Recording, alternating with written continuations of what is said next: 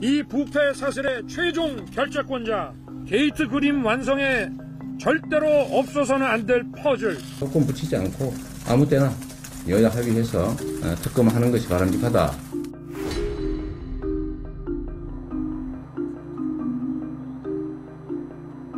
저희 집을 옮겼어. 그 아파트가 거의 단지야 아파트 같은 느낌? 최고의 수익을 남기기 위해서 만들어진 모델이죠. 반영해야 된다. 의무 조항을 만들어놨습니다. 이걸 가지고 만약에 안 해주면 직무유기 뭐 이런 걸 문제 삼겠다고 협박을 해서.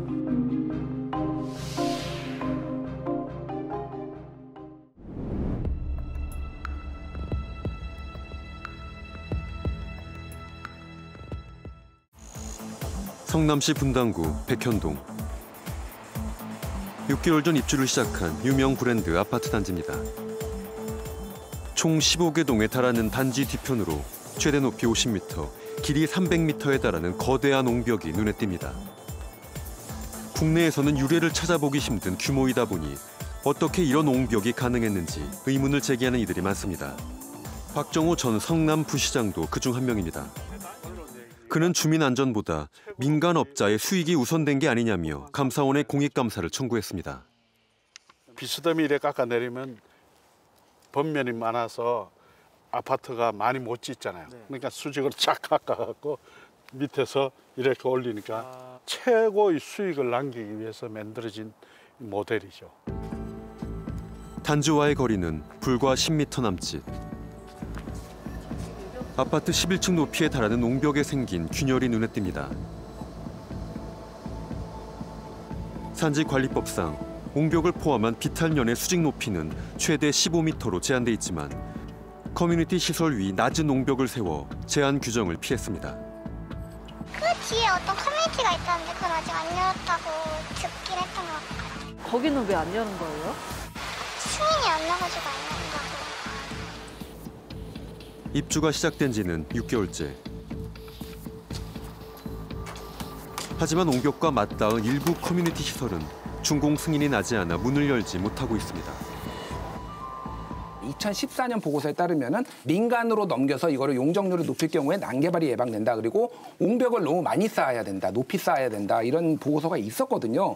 근데 그런 우려가 다 묵살되고 저렇게 30m가 넘는 그러니까 아파트 한 7층 정도가 다 옹벽 밑에 있어요. 예. 이런 이상한 아파트가 지금 세워졌는데 과정이 좀 석연치 않다는 분들이 많거든요. 옹벽과 관련해서는 성남시에 설치되어 있는 건축심의위원회에서 충분하게 심의돼서 올라온 것입니다. 예. 시장 입장에서는 위원회의 결정에 대해서 특별한 경우가 아니라면 그대로 사인하고 승인하는 것이 일반적이라고 생각이 되거든요.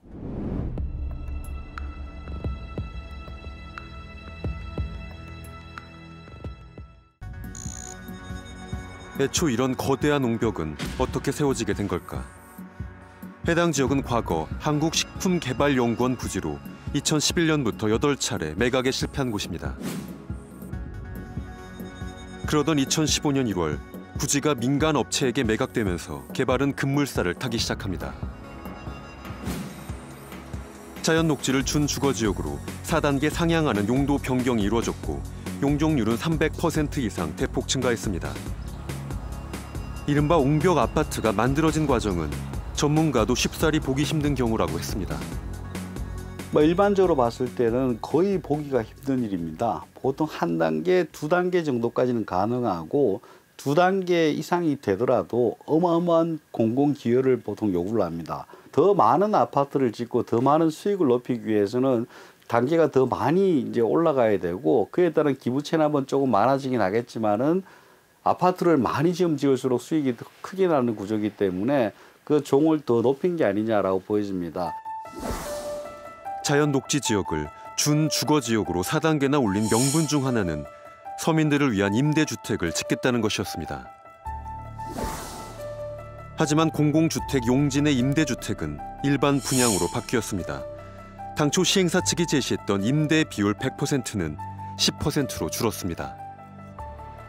이에 대해 이재명 후보 측에서는 임대 비율 계획은 시행사에서 세운 것이고 의무 비율 10%를 충족해 문제가 없었다고 전해왔습니다.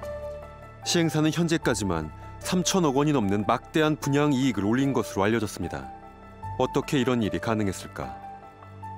지사님, 백현동 사업에 특혜를 줬다고 생각하십니까? 43조 6항이 있다. 국토부 장관이 도시관리계획 이거 변경 요구하면은 지방자치단체장은 반영해야 된다. 의무조항을 만들어놨습니다. 이걸 가지고 만약에 안 해주면 직무유기 뭐 이런 걸 문제 삼겠다고 협박을 해서.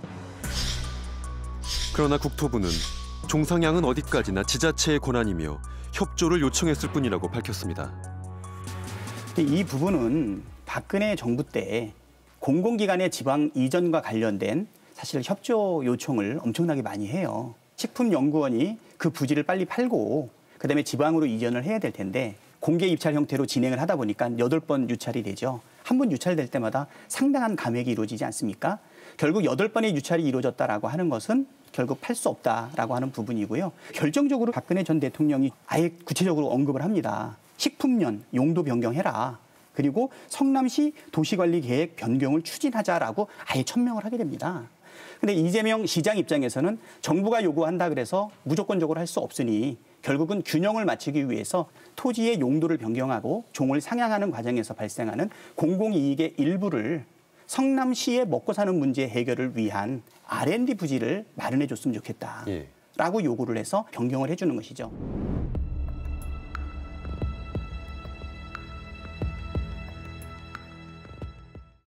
백현동 개발 사업에 대해 공익감사를 청구한 박종호 전 부시장은 개발 과정에 석연치 않은 점이 있었다고 지적합니다. 엄청난 용적률을 주고 그다음에 당초에 임대 아파트를 하는 것을 분양을 해주고 그리고 거기에 이재명 씨 측근이 그 회사에 취직하고 얼마 안 있어서 이런 게 벌어지고. 의혹의 주인공은 이재명 후보의 변호사 시절 사무장이었던 김인섭 씨입니다. 2006년 성남시장 출마 때 선거대책본부장으로 이후 몇 년간은 민주당 지역 부위원장으로 이 후보의 정계 입문을 도왔습니다. 그가 백현동 개발 사업에 참여했다는 사실이 알려지면서 특혜가 있었던 것 아니냐는 의혹 보도가 쏟아졌습니다. 이미 2차례 반려됐던 용도 변경이 시행사가 김 씨를 영입한 뒤 이전 요구보다 더 상향된 준주거지로 승인됐던 겁니다. 2010년 당시 성남에서 사업을 추진했던 시행사 대표는 김 씨가 일종의 계약 브로커였다고 주장했습니다. 본인이 이제 인수인정을 했고 그 역할을 충분히 할 수 있다. 뭐 동에 대해서는 자기도 잘 알고 있다. 뭐 이러면서 도움이 필요하면은 본인하고 같이 가면 되지 않겠냐. 뭐 그래서 그때 뭐 좀 무리한 얘기들이 오고 가는 것 같아서. 금전적인. 네, 뭐 조건이나 이런 것들이 내가 그 뒤에 고민해 보겠다. 그러고 나와서 며칠 있다가는 이제 뭐 나로서는 이제 내가 감당할 수 없겠다. 그러고 만 거예요, 그분은. 근데 그분 이름들이 계속 이렇게 많이 오고 가긴 했어요. 그분하고 하면은 뭐 다 해결될 것처럼 주변에서.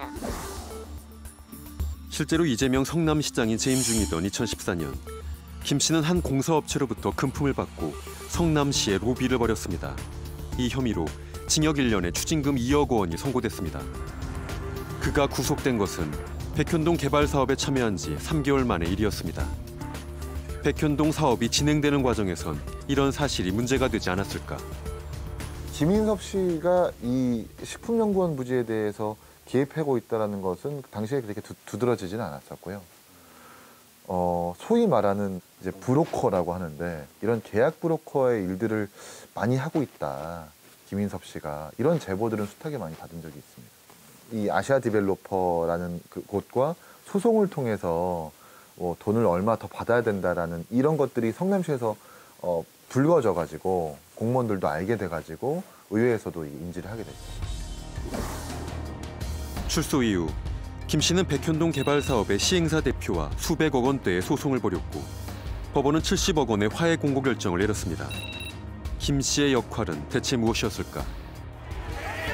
김 씨와의 인연을 묻는 취재진을 이재명 후보 측은 김 씨와의 인연을 끊은 지 이미 10년이 넘었다는 입장을 밝힌 바 있습니다.